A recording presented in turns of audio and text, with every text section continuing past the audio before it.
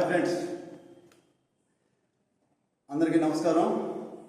చాలామంది పేరెంట్స్ మా చిన్నప్పుడు మాకు బాగా చదువుకునే అవకాశాలు సదుపాయాలు లేవు, ఆర్థికంగా చాలా ఇబ్బందులు పడ్డాం.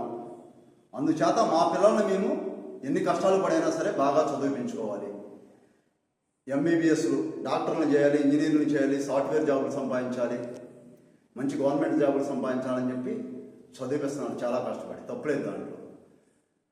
కానీ రోజుకి 24 గంటలు ఉంటాయి. 8 గంటలు స్కూల్కి కాలేజీకి పోతుంది, ఉదయం నుంచి సాయంత్రం వరకు. 8 గంటలు నిద్రపోవడానికి, 16 గంటలు పోతే ఇంకా 8 గంటలు ఉంటాయి. 8 గంటల్లో 2 గంటల సేపు ప్రయాణానికో ట్రావెల్ అవ్వడానికో దేనిమదానికి పోయినా కానీ ఇంకా 6 గంటలు ఉంటాయి.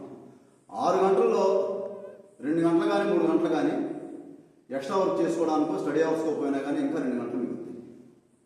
ఆ 2 గంటలు కంపల్సరీ ప్లే గ్రౌండ్కి వెళ్ళేలాగా ఆడుకోవడానికి వదిలిపెట్టండి పిల్లల్ని. స్కూల్ మేనేజ్మెంట్లు కానీ పేరెంట్స్ కానీ మంచి ఫిజికల్ ఫిట్నెస్ ఉంటుంది. వాలీబాలో, స్విమ్మింగో, బాస్కెట్బాలో, ఫుట్బాలో, క్రికెట్, ఏదో ఒక ఆట, షటిల్, బ్యాడ్మింటన్ ఆడినామండి పిల్లల్ని. హైట్ పెరుగుతారు, ఓవర్ వెయిట్ అవ్వకుండా మంచి ఫిజికల్ ఫిట్నెస్తో ఉంటారు. ఆర్మీకి వెళ్ళాలన్నా, నేవీకి వెళ్ళాలన్నా, ఎయిర్ ఫోర్స్కి వెళ్ళాలన్నా, డిపార్ట్మెంట్స్లో దేనికి వెళ్ళాలన్నా, పోలీస్కి వెళ్ళాలన్నా కూడా మంచి ఫిట్నెస్ ఉంటుంది. అలానే గత 10 సంవత్సరాల్లో మీరు అబ్జర్వ్ చేయండి, నూజివీడు నుంచి చాలామంది వేల సంఖ్యలో 10th క్లాస్లో ఇంటర్మీడియట్లో పాస్ అయ్యారు. వాళ్ళలో ఎంతమందికి ఫ్రీ ఐఐటి సీట్లు వచ్చినాయి, ఫ్రీ నెట్ సీట్లు వచ్చినాయి, ఫ్రీ ఎంబీబీఎస్ సీట్లు ఎంతమందికి వచ్చినాయి? సాఫ్ట్వేర్ జాబ్లు హైయెస్ట్ ప్యాకేజీలు ఎంతమంది చేస్తున్నారు? 100కి 98, 99తో పని లేదు సార్. వస్తే మంచిదే, రాకపోయినా 4 మార్కులు తగ్గినా పర్వాలేదు. పిల్లల్ని ఆడుకోవడానికి, ఆరోగ్యంగా ఉండడానికి ప్రయారిటీ ఇచ్చేలాగా మీరు ప్రోగ్రామ్ ప్లాన్ చేసుకోండి. ఇప్పుడు సమ్మర్ హాలిడేస్ వస్తున్నాయి, ఎగ్జామ్స్ అయిపోతున్నాయి. ఎంసెట్ కోచింగ్లు, ఐఐటి కోచింగ్లు, నీట్ కోచింగ్లు అని చెప్పి పిల్లల్ని ఓగా రుద్దకుండా ఆ కోచింగ్ తీసుకుంటున్నా కానీ ఒక 2-3 గంటలు ఆడుకోవడానికి ప్రయారిటీ ఇవ్వండి.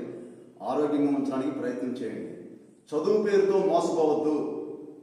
మా బ్యాచ్లో మేము కానీ మా స్నేహితులు కానీ చాలామంది 10th, ఇంటర్లో డిగ్రీలు తప్పిన వాళ్ళం చాలా మంచి మంచి గవర్నమెంట్ జాబుల్లో, ప్రైవేట్ జాబుల్లో హైదరాబాద్, బెంగళూరు, స్టేట్స్లో కూడా సెటిల్ అయిన వాళ్ళు ఉన్నారు, బాగా సంపాదించుకున్నారు.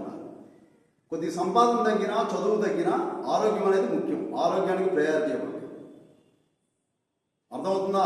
దయచేసి పిల్లల్ని ప్లే గ్రౌండ్స్కి పంపించండి. Thank you.